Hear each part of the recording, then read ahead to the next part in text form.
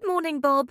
Have you ever thought about whether we actually live in a real world or just in some kind of virtual reality? Morning, Alice. That's a fascinating thought. I suppose it depends on how you define real. If you think about it, our experiences are shaped by our perceptions, aren't they?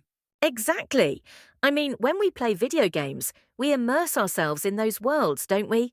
It feels real while we're playing, but once we switch off the console, we're back to reality. Right. It's like when you're wearing VR goggles. You feel like you're in another world, but in reality, you're just sitting on your sofa. It makes you wonder if our everyday life is just a more advanced version of that. That's quite a mind-bending idea. If that were true, it would mean we're not really in control of our lives, would it? Just following a script written by someone else. And if we are, who's pulling the strings? It's a bit unsettling to think about, isn't it?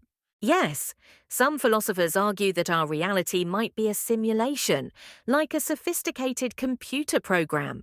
They say we could be characters in a game designed by someone else. That's quite a mind-bending idea.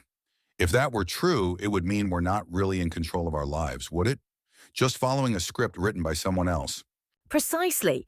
It raises so many questions about free will and existence. Are we just puppets in a grand performance? And if we are, who's pulling the strings? It's a bit unsettling to think about, isn't it? Definitely, but I think it's also exciting. The possibilities of what could be out there are endless. True. Whether we're in a simulation or not, we still have our experiences and emotions that make life meaningful, don't you think? Absolutely. At the end of the day, whether real or virtual, it's how we connect with each other that matters most. Well said, Alice. Let's grab a cup and ponder this some more. Sounds like a plan, Bob.